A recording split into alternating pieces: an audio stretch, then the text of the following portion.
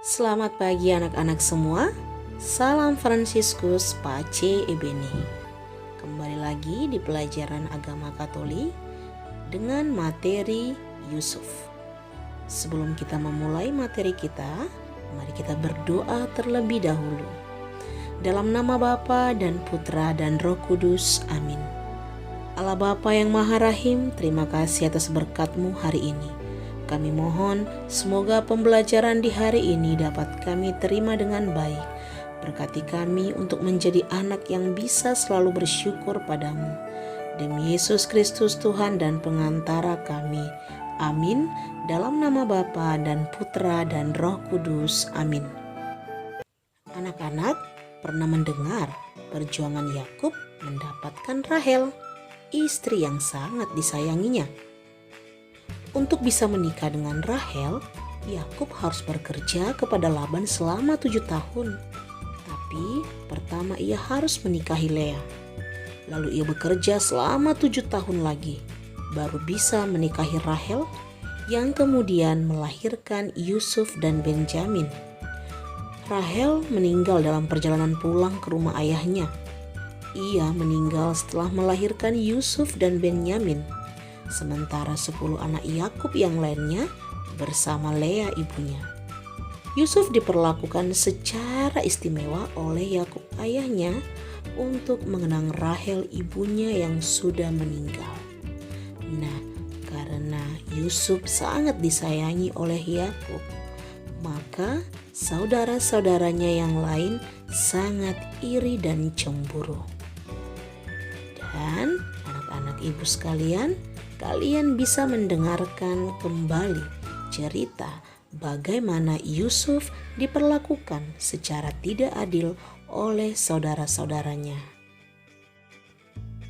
Anak-anak, coba perhatikan bukumu tentang membeli es krim untuk adik.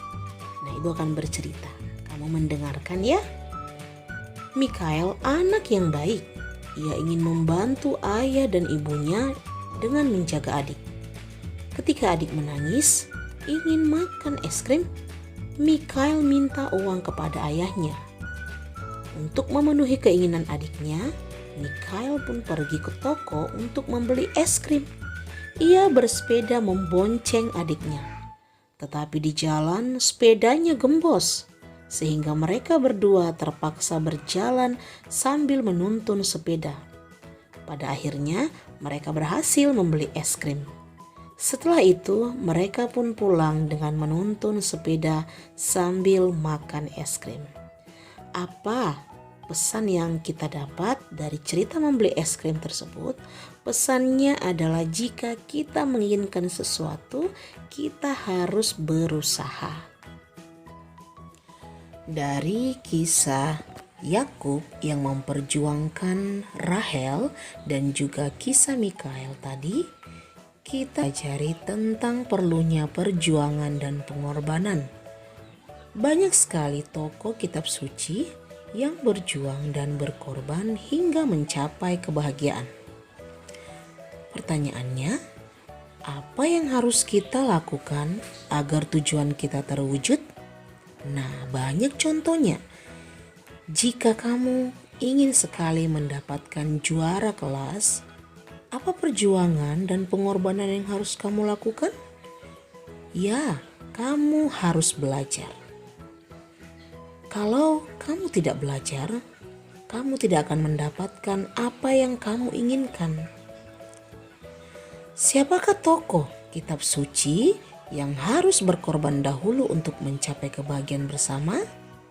Nah, untuk itu, mari kita saksikan cerita tentang Yusuf. Yusuf dan saudara-saudaranya. Sumber dari Kitab Kejadian pasal 37 ayat 1-36.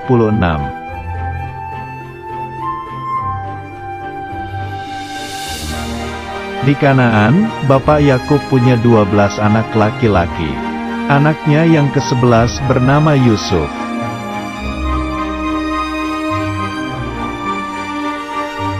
Yusuf berumur 17 tahun, Yusuf mempunyai ibu bernama Rahel.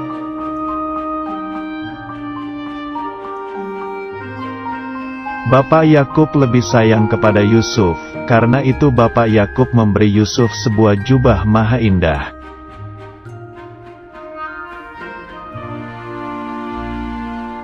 Tetapi, saudara-saudara Yusuf merasa iri hati dan benci kepada Yusuf.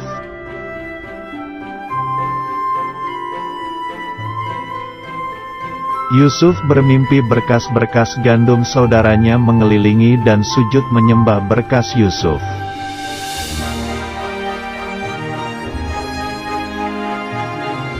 Yusuf juga bermimpi tentang matahari, bulan, dan 11 bintang sujud menyembah kepada Yusuf.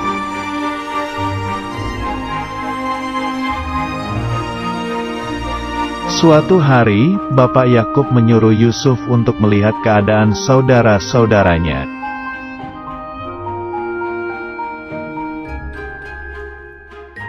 Lalu Yusuf bertemu saudara-saudaranya sedang menggembalakan kambing domba di Dotan.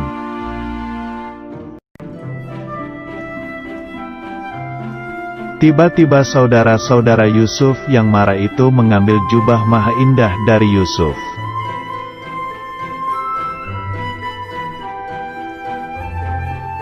Dan melemparkan Yusuf ke dalam sumur yang kering.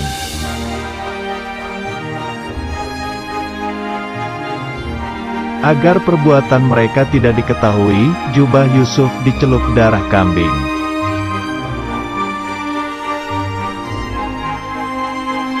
Mereka mengatakan Yusuf mati dimakan binatang buas, lalu Bapak Yakub menangis.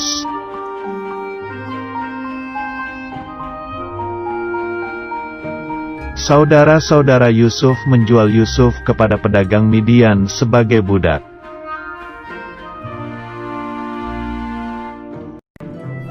Pedagang Midian itu menjual Yusuf kepada Potifar, yaitu kepala pengawal Raja Fir'aun di Mesir.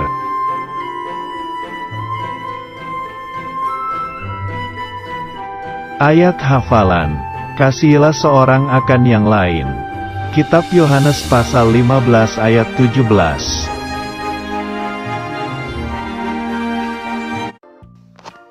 Setelah mendengar cerita Yusuf tadi, maka kamu akan menjawab soal tentang cerita tersebut.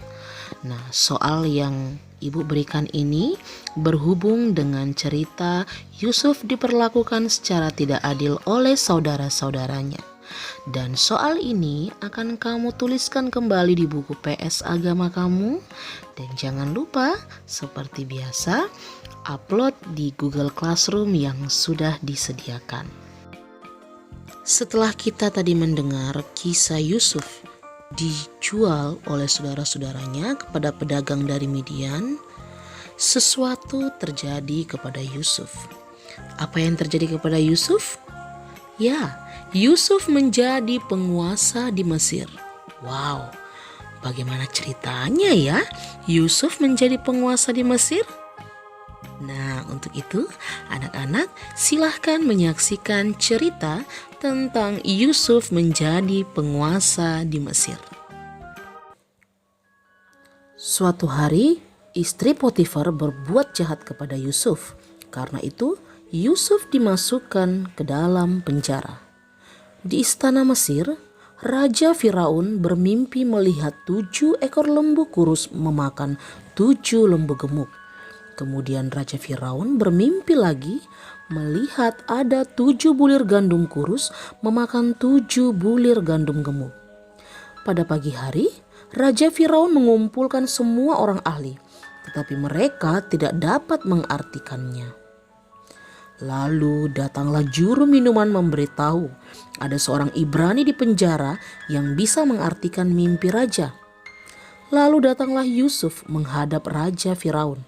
Dan Raja Firaun pun menceritakan mimpinya.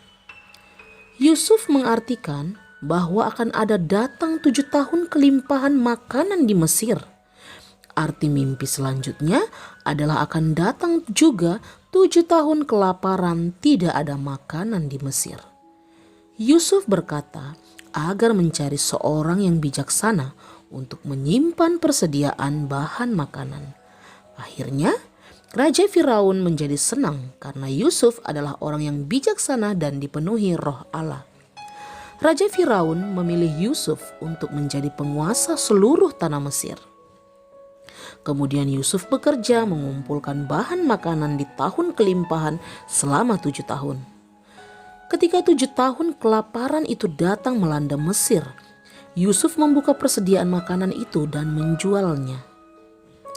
Demikianlah semua penduduk di tanah Mesir tidak terkena kelaparan oleh karena Tuhan menyertai Yusuf. Nah anak-anak, Tuhan mempunyai rencana yang baik untuk setiap orang. Karena mengikuti rencana Tuhan, maka Yusuf menjadi penguasa di Mesir. Yusuf memang harus menghadapi cobaan yang diinginkan agar dia mencapai semua berkat dari Tuhan. Yusuf juga tabah dan setia pada jalan Tuhan, sehingga ia berhasil menjadi penguasa di tanah Mesir.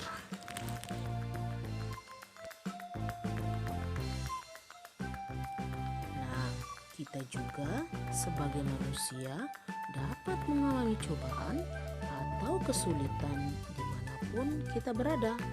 Tapi jangan takut. Karena apa? Karena Tuhan menyertai kita. Yang terpenting, hadapilah setiap cobaan dengan tabah, jujur, dan tetaplah setia pada jalan Tuhan seperti teladan Yusuf. Untuk anak-anak, sekali lagi Ibu katakan, pengorbanan dan penderitaan juga merupakan bagian dari karya keselamatan Allah. Seperti Tuhan Allah memakai pengalaman buruk Yusuf untuk menyelamatkan Yakub dan anak-anaknya agar terpenuhi janji Allah kepada Abraham. Kesabaran untuk menerima cobaan yang datang silih berganti adalah tanda kualitas pribadi seseorang. Karena dengan pengorbanan dan penderitaan, kita juga diajarkan untuk semakin dekat dengan Allah. Demikianlah anak-anak, kisah tentang Yusuf yang tadinya diperlakukan secara tidak adil oleh saudaranya dan sampai dia menjadi penguasa di Mesir. Sekarang kita siapkan hati kita untuk berdoa penutup. Mari kita tandai diri kita dengan tanda kemenangan Kristus dalam nama Bapa dan Putra dan Roh Kudus. Amin. Ya Tuhan, kami Kau sudah ajari tentang kesabaran Yusuf menanggung beban penderitaan. Kepada kami juga telah Kau tunjukkan tentang kesetiaan Yusuf yang tidak goyah dalam penderitaan yang menimpanya secara bertubi-tubi. Kuatkanlah kami agar dalam menghadapi setiap peristiwa dapat selalu tabah dan setia seperti Yusuf. Amin. Dalam nama Bapa dan Putra dan Roh Kudus. Amin. Untuk itu Ibu mengakhiri dengan ucapan terima kasih dan selamat pagi. Salam Fransiskus, Pace Ebene.